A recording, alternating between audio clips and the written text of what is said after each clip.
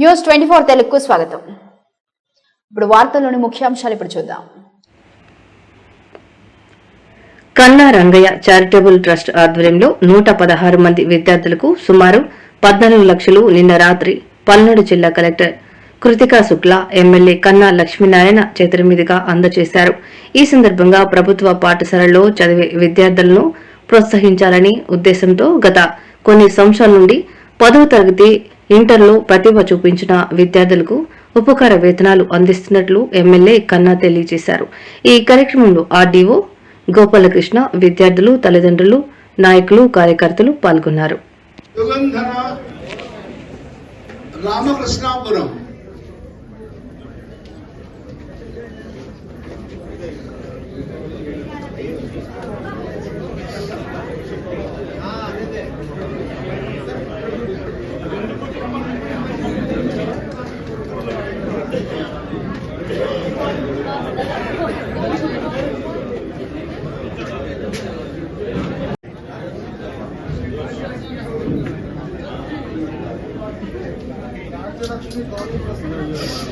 madam side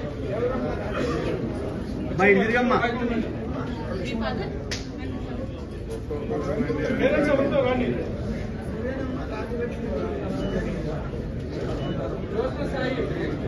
Joshna Sai